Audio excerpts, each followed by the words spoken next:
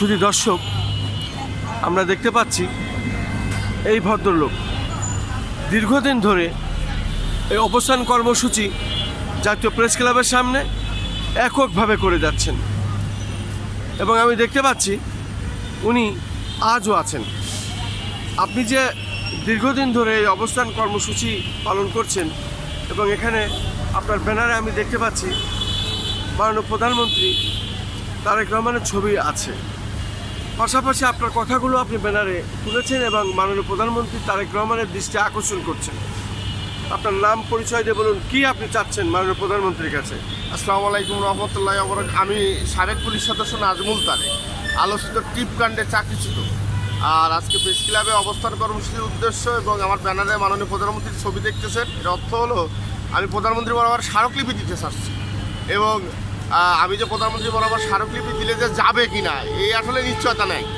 হ্যাঁ, যার জন্য আমি সরাসরি প্রধানমন্ত্রীর সাথে সাক্ষাৎ করে আমি আমার স্মারকলিপি দিতে চাচ্ছি। এবং ফ্যাসিবাদের আমলে এখন তো বিএনপির অনেক নেতাকর্মী আছে কিন্তু যারা এক সময় ধান খেতে ঘুমাইতো, কিন্তু ফ্যাসিবাদের আমলে আমি এই প্রেস ক্লাবে বসে বলেছিলাম যে মাননীয় প্রধানমন্ত্রী তারেক রহমান তার বক্তব্য প্রচারে কেন বাধা আওয়ামী লীগের আমলে, যার জন্য আমাকে গুম করার চেষ্টা করা হয়েছিল।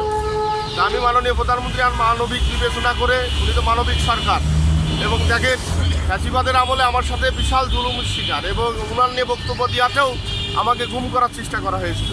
এবং আলোচিত একটা বিষয়, ফ্যাসিবাদের আমলে জোরপূর্বক তদন্ত প্রতিবেদন আমার পক্ষে, প্রত্যক্ষ সাক্ষী আমার পক্ষে, এই বিষয় কটূক্তির কোনো প্রমাণ পাই নাই। তারপরেও হাসিনার আমলে অদৃশ্য কারণে, ফ্যাসিবাদের আমলে অদৃশ্য এক কারণে আমার চাকরি চলে গেছে। আমি চাকরি হারিয়ে মানবতার জীবনযাপন করতেছি। আমার বাচ্চা কাচ্চা নিয়ে আমি খুব কষ্টে আছি।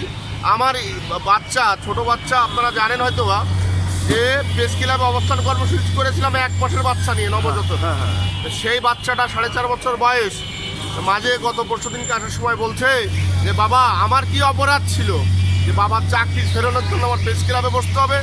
আমার বাচ্চা যে প্রশ্নটা করছে এই প্রশ্নের উত্তর আমি মাননীয় স্বরাষ্ট্রমন্ত্রীর কাছে চাই, মাননীয় প্রধানমন্ত্রীর কাছে চাই, বিরোধী দলের নেতার কাছেও চাই। ইভেন বৈষম্য ছাত্র আন্দোলনের ফসলে যারা সংসদ সদস্য হয়েছে, ফ্যাসিবাদের আমলে সবচেয়ে নিকৃষ্ট বৈষম্য আমার সাথে হয়েছে, কিন্তু আমি আজও বলতো, কারণ আমার এই সামান্য বিষয় যে জিনিস ঘটি নাই, জাতীয় সুবর্ণ মোস্তফা সংসদ সদস্য উনি সংসদে বলে একটা মিথ্যাচার করে শুধু আমাকে না বাংলাদেশ পুলিশ বাহিনীর ভাবমূর্তি নষ্ট করেছে। কাজে আমি মনে করি যে এবারও বিষয়টা সংসদে তোলা উচিত। বৈষম্য বিরোধী ছাত্র আন্দোলনের যে সংসদ সদস্যরা আছে, বিরোধী দলের যে নেতা আছে, তাদেরকে তোলা উচিত। আমি এমন বক্তব্য দিয়েছিলাম যে একজন লোক আল্লাহর ভয়ে দাড়ি টুপি রাখবে, নামাজ কালাম করবে, তাহলে কেন জঙ্গি জামাত শিবির ট্যাগ দিতে হবে? আজকে তো অনেকেই কথা বলতে পারছে জামাতের, এক সময় দেখছি জামাতেরকে কথা বলতে পারিনি, কিন্তু আমি ফ্যাসিবাদের আমলেই বলেছি, যার জন্য আমি জুলুমের শিকার।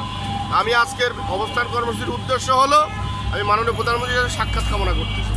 আপনাকে অনেক অনেক ধন্যবাদ এই সংক্ষিপ্ত সাক্ষাৎ দেওয়ার জন্য। জাতীয় প্রেস ক্লাবের সামনে থেকে রাজধানী ঢাকা, আমি খন্দকার মাসুদুজ্জামান।